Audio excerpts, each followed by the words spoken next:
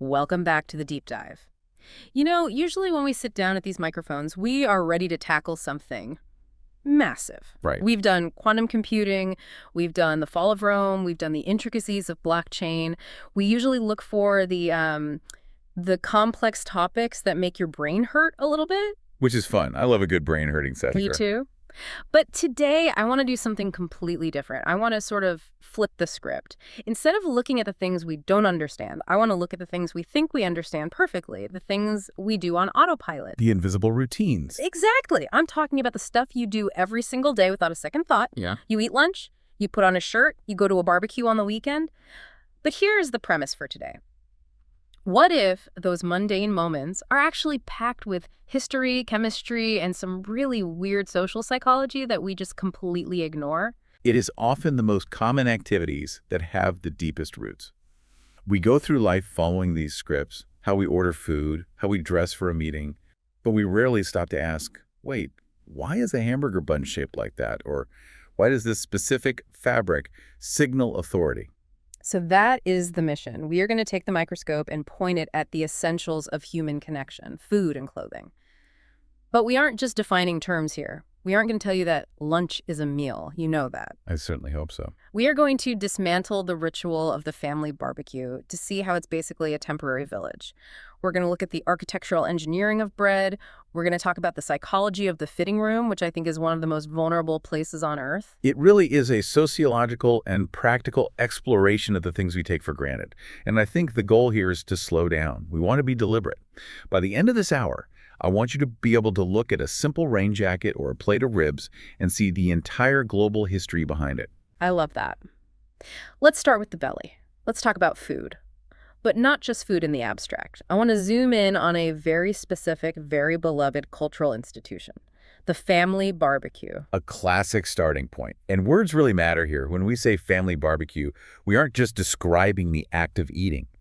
If you invite someone to a barbecue, you are inviting them to a very specific social construct. It's definitely distinct from a dinner party. If I invite you to a dinner party, you expect to sit at a table, indoors, probably at a specific time. A barbecue feels looser. It's looser, but it has rigid requirements. Oh, really? Like what? I always thought of it as the most casual thing possible. Well, first, the setting. It has to be outdoors. That is non-negotiable. You are in a backyard, a park, maybe a beach.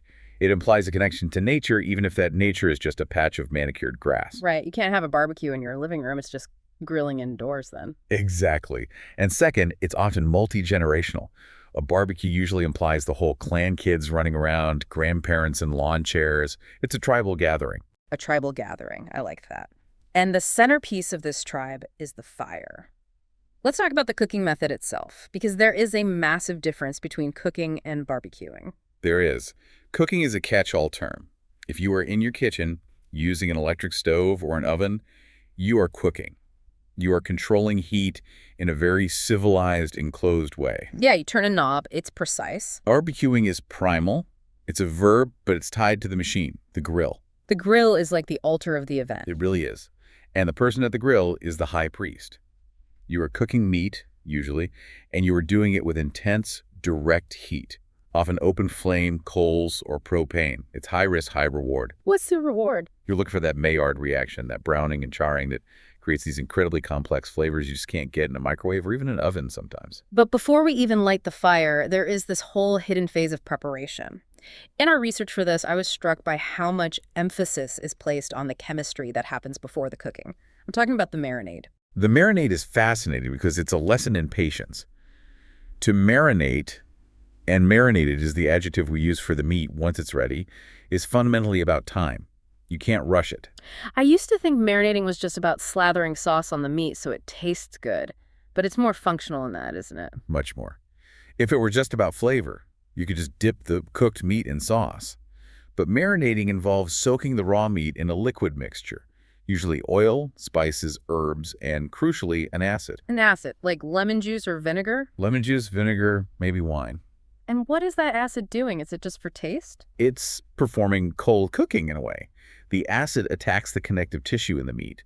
It denatures the proteins. It literally unravels the tight bonds of the muscle fibers. Whoa, so it's tenderizing it, it's pre-chewing the meat for you, chemically speaking? That's a vivid way to put it, but yes, that's exactly right. If you've ever had a steak that was tough as shoe leather, it probably wasn't marinated, or at least not for long enough. And this is ancient chemistry, right? This isn't a new invention. Not at all. In Indian cooking, for example, they often use yogurt-based marinades. The lactic acid in the yogurt is gentler than, say, straight vinegar, and it breaks down the meat very slowly. They leave it overnight. So that foresight is interesting. A barbecue feels spontaneous. Hey, come over, we're grilling. But the host has actually been planning this since Friday night. Exactly. The process begins long before the guests arrive. The success of the meal is determined hours, sometimes a full day, in advance. Now, let's look at the menu. We've got the marinated steaks, the chicken, but we have to talk about the icons, the hamburger and the hot dog. And this brings us to a topic that I frankly completely overlooked until now, the engineering of the bun. The architecture of the bun is a great example of form follows function. It sounds silly to call it architecture, but it really is. A hamburger bun and a hot dog bun are completely different structural solutions to very different problems. Think about the problem you are solving. A hamburger patty is a disc. It's round, it's flat. So the hamburger bun is designed as a sandwich structure, a top hemisphere and a bottom hemisphere. It creates a lid and a floor for the meat. Right, it's stable, it contains everything. Versus the hot dog. Which is a cylinder. The hot dog is a cylinder. If you put a cylinder on a flat hamburger bun, it rolls off. It's unstable. So the hot dog bun is designed as a hinge. It's a single piece of bread, usually, sliced down the center but left connected at the spine. It cradles the meat. It's a taco structure, essentially. Technically, yes. It uses gravity and the hinge to keep the contents secure. It's designed for one-handed consumption, often while standing up or walking around a backyard. It's mobile food design. I'll never look at a hot dog bun the same way again. It's brilliant. It's an unsung piece of industrial design. Speaking of hot dogs, there is this weird linguistic quirk that happens when we buy them. We don't say, I need 20 hot dogs. We switch to a different measuring system. We talk in dozens. The dozen. This is a relic of a very old counting system. It feels almost medieval. It kind of is. Yeah. We live in a base 10 world, mostly 10, 20, 100. But the dozen 12 is base 12. It's incredibly persistent in food. You buy eggs in a dozen. You buy donuts in a dozen. And at a barbecue, you grill a couple dozen hot dogs. A couple dozen meaning like 24 or 25. It's not even precise. Right, it's an approximation. Why do we stick to 12? Is it just tradition? It's mathematical convenience. Think about the number 10. You can only divide it cleanly by 2 and 5, but 12, you can divide it by 2, 3, 4, and 6. It's highly divisible. Oh, wow. If you have 12 hot dogs, you can feed 2 people, 3 people, 4 people, or 6 people evenly. It's the perfect number for sharing food. That makes so much sense. I never thought about the divisibility. It's the ultimate party number. It is. It's designed for equitable distribution in a group. Now, besides the burgers and dogs, there is another format I want to touch on because it's huge globally and it's perfect for the grill. The kebab. The kebab is brilliance in efficiency. A kebab is essentially meat and often vegetables threaded onto a skewer. And a skewer is just a thin stick, right? Metal or wood. Correct. But think about the thermodynamics here. If you cook a whole roast, the outside burns before the inside is done. It takes a long time for heat to penetrate that deep. Slow and slow.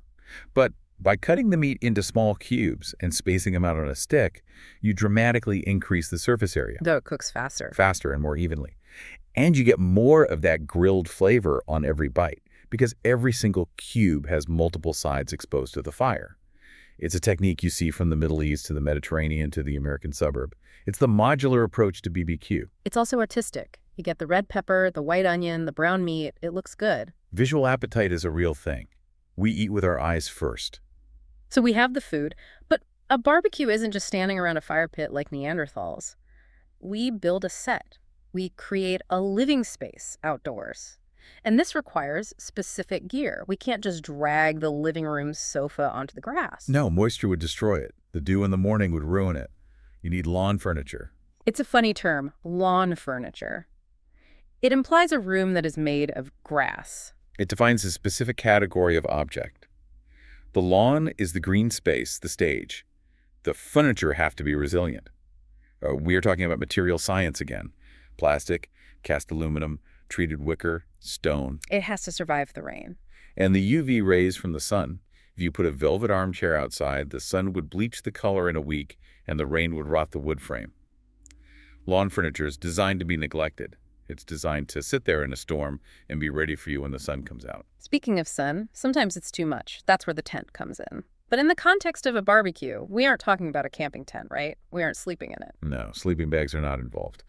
When we talk about a party tent or a canopy, we're talking about a roof without walls. It's usually a metal frame with a plastic or cloth cover. What's the psychological function of that? Is it just shade? It's shade, yes, and protection from a sudden rain shower. But spatially, it does something important. It defines the dining room. Oh, that's interesting. In a wide-open backyard, people tend to drift. If you put up a tent, everyone naturally gravitates under it. It creates a focal point for the social energy. It's like an invisible room. That's true. The food goes under the tent and the people follow the food.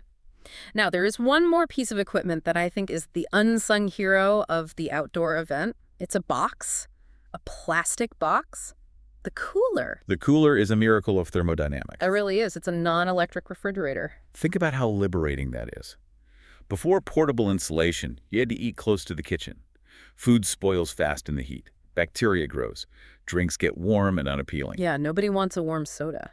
The cooler, basically a double-walled plastic bin with phone insulation, allows us to take the safety of the kitchen to the beach, the park, or the tail of a truck. You fill it with ice, and it creates a microclimate. Exactly. It traps the cold.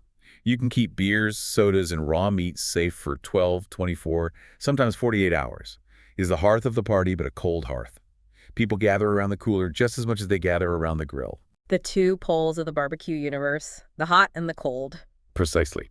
Before we move on from the barbecue setup, I have to ask you about a word choice issue. It came up in the research and I found it funny.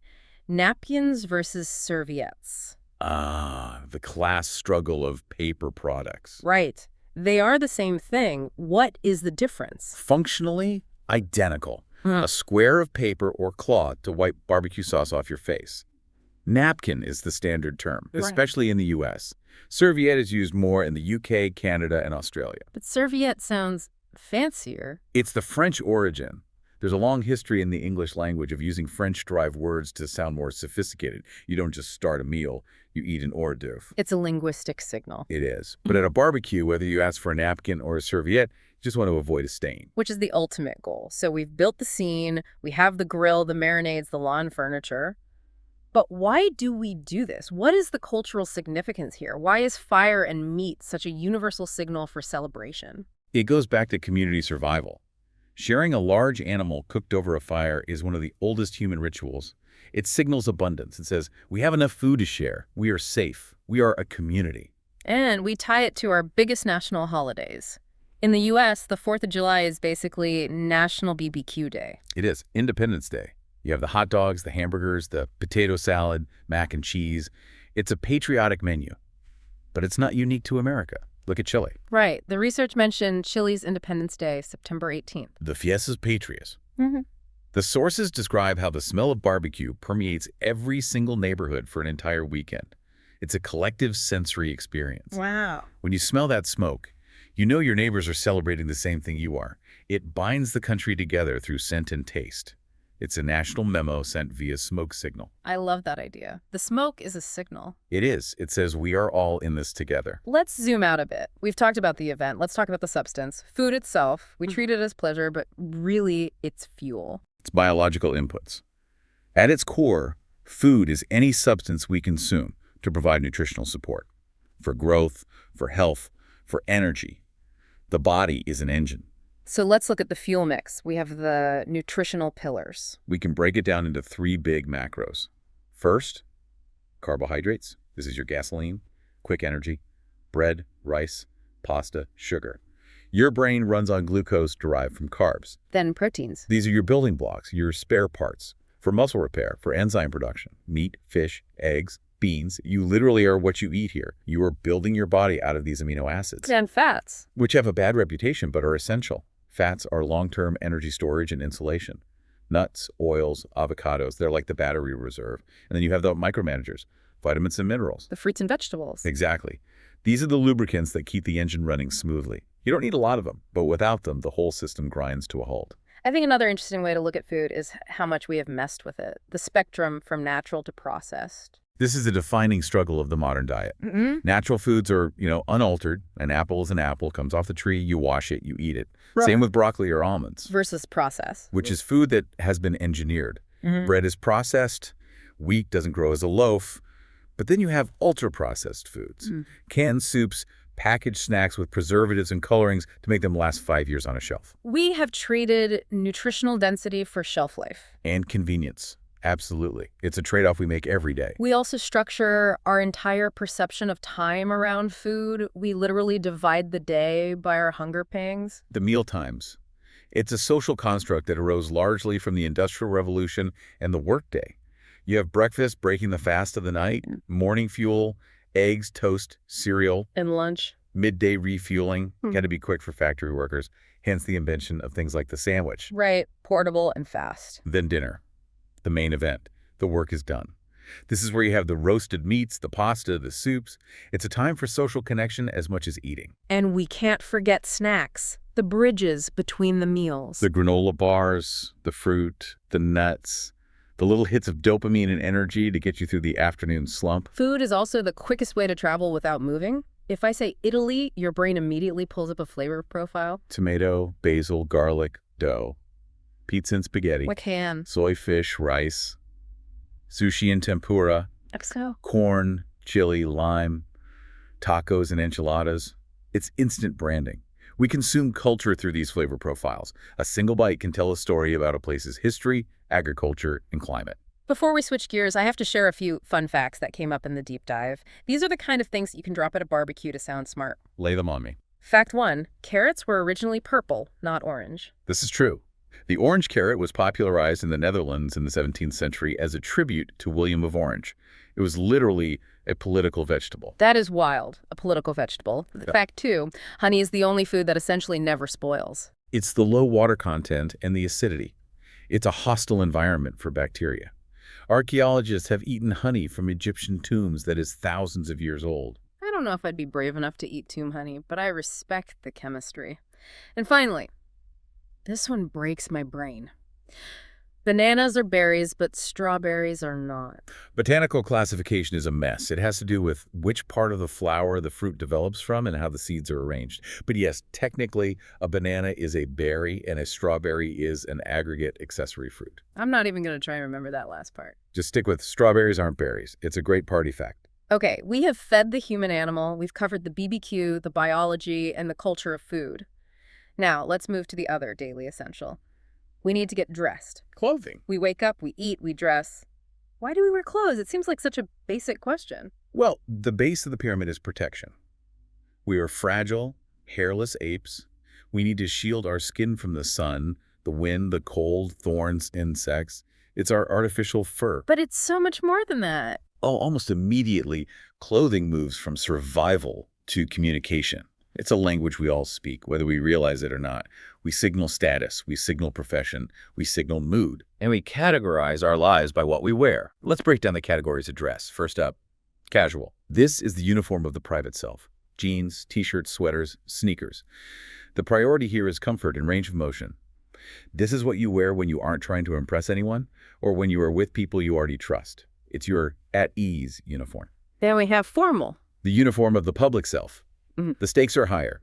Weddings, business meetings, funerals. For men, the suit, the tie. For women, the dress, the blouse. And formal wear is restrictive. It restricts how you move. You can't run for a bus easily in a suit and dress shoes. That's the point. It shows you are disciplined. You're not there to do manual labor. It signals that you are there to use your mind, not your body. Then there's a category that has totally exploded. Sportswear, or athleisure, as they call it. It's fascinating. Clothes designed for high-performance athletics, moisture-wicking fabrics, leggings, tracksuits are now everyday wear. People wear yoga pants to buy groceries. Why is that? We aren't all running marathons between errands. I think it signals a readiness for action. It says, I am healthy, I am active, even if you are just drinking coffee. Plus, the materials are just incredibly comfortable. We've taken the technology of elite athletes and applied it to sitting on the couch. And then, of course, the weather dictates the wardrobe. Seasonal clothing. You can't fight nature. Summer is about exposure shorts, sandals, sleeveless tops. You're trying to maximize airflow to cool the skin. And winter is the opposite. Winter is about insulation trapping body heat. with coats, scarves, gloves. You create layers of air between you and the cold. And then you have the specialized armor, raincoats and waterproof boots. Humans essentially wrap themselves in plastic to survive a storm. Clothing is also a flag. We talked about food as national identity, but clothes do it even louder. Traditional and cultural clothing. These are garments that carry centuries of history. Take Japan, the kimono. It's not everyday wear anymore, but for weddings or tea ceremonies, it connects the wearer to the past in a very tangible way. Or Scotland, the kilt. A very specific pattern, the tartan, that tells you exactly which clan you belong to. It's wearable genealogy. India has the sari and the kurta pajama. Beautiful, flowing fabrics, perfect for the climate. China has the qipao, or the tang suit, often in red for luck and celebration. In the Middle East, the thobe, or abaya, is perfectly adapted to the desert climate, long, flowing robes that protect from the sun while allowing air circulation. It's practical, but it became cultural. Form follows function, and then function becomes tradition. That's a common theme. So we know what we wear, but I want to talk about the process of getting it, because shopping is this weird, scripted ritual that we all do, and it can be very stressful. It is a ritual, and it requires a specific vocabulary. Let's start with describing the object. We don't just say, I want a shirt. We use adjectives. We have to be specific. We talk aesthetics. Color is the first filter. Are you looking for bright colors? Red, yellow. Or neutrals, black, gray, beige. A lot of people build their whole wardrobe around neutrals because they are safe and they match everything. And patterns. Stripes, polka dots, floral prints, plaid or checked. A pattern draws the eye. It's a bold choice. It says, look at me, more than a solid color does. But you can't just look at it. You have to touch it. This brings us back to material science. The hand feel of the fabric. Cotton is the king, soft, breathable, absorbent. Perfect for that casual t-shirt. Wool. Wool is sheep hair. It's scratchy sometimes, but it's an incredible insulator. It has a natural crimp that traps air, and it keeps you warm even when it's wet. Silk. The luxury fiber. Smooth, shiny. It drapes beautifully. It implies elegance and wealth. And denim. Denim is interesting because it started as low-class workwear for miners in the American West. It's a durable cotton twill. Now it's the most democratic fabric on earth. Everyone from presidents to farmers wears jeans. And then the modern stuff. Synthetics. Polyester, nylon. The plastic fabrics. They're miracles of chemistry. They dry fast, they don't wrinkle, they are cheap to make. They define fast fashion and sportswear. Okay, so I find a shirt. I like the color. I like the material. Now comes the nightmare. The fit. This is where self-image meets reality. Is it tight-fitting, like skinny jeans, which are designed to contour the body? Or is it loose-fitting or baggy? Oversized is very trendy right now, a rebellion against the tight fit. And the length, too. Short-sleeved versus long-sleeved. A miniskirt versus a maxi skirt. These aren't just practical choices. They signal different levels of formality and modesty. And sizing systems are chaos. Absolute chaos. You have S, M, L, but a medium in one store is an extra small in another. Or numerical sizes, 8, 10, 12, which mean different things in the US, UK, or Europe, creates a lot of anxiety. Let's role-play the shopping experience, because it really is a script. You walk into a store, what happens? You enter the venue. Maybe a mall with its huge variety, or a small boutique with unique items. Immediately, a staff member approaches. They have a script. Can I help you? Or are you looking for something specific? And as a customer, you have a defense mechanism ready. I'm just looking. Always. I'm just looking. It means, please leave me alone until I find something and feel vulnerable enough to need your help. Exactly. But if you do find something, you have to enter the fitting room. The moment of truth. You are in a small box with a mirror and harsh lighting. You try the item on, you judge yourself, and you come up with a verdict. It fits perfectly. Or the dreaded, it's too loose or it's too tight. If it works, you go to the register, the transaction. And here, the script shifts to money. Is there a discount? Is this on sale? And a very important question, what is the return policy? Because we have commitment issues. Exactly.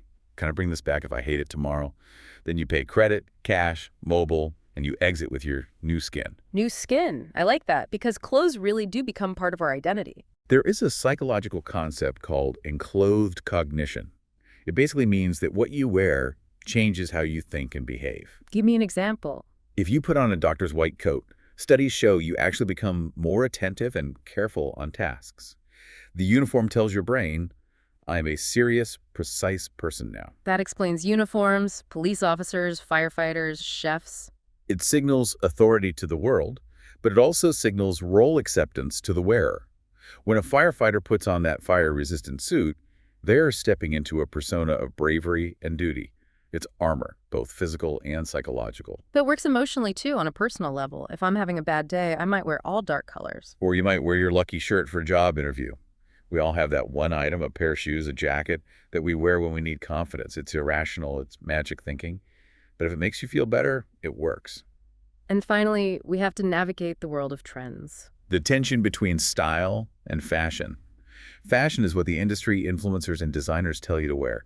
Mint green is in this season. And stuff. Style is what you choose to wear because it fits your body, your life, your personality. It's your personal expression. It's a balance. It is. Do you follow the herd or do you stand out? Mm-hmm. That daily decision, when you stand in front of your closet, is a micro-political act of identity. Man, we have covered a lot of ground. We went from the chemistry of marinades to the psychology of skinny jeans. It's a lot, but I hope it proves the point we started with. What's the big takeaway for you? That there is no such thing as a simple daily act. Feeding ourselves involves global supply chains, ancient preservation techniques, and social rituals like the BBQ that reinforce community bonds. And dressing ourselves involves material science, cultural heritage, and deep psychology about who we are and who we want to be. Exactly. These aren't just chores. They are layers of being human. We are participating in a story that is centuries old every time we button a shirt or flip a burger. So, here is our challenge to you, the listener. The next time you are at a barbecue, don't just eat the hot dog. Look at the bun. Appreciate the hinge. Look at your friend's lawn furniture. Think about the materials designed to withstand the weather. And the next time you get dressed, think about the fabric. Why did you choose that color? What is that outfit saying about you today? Observe the materials and marinades of your life with fresh eyes. There is always more to see if you just slow down and look. Thanks for taking this deep dive with us. We'll see you on the next one. Yep.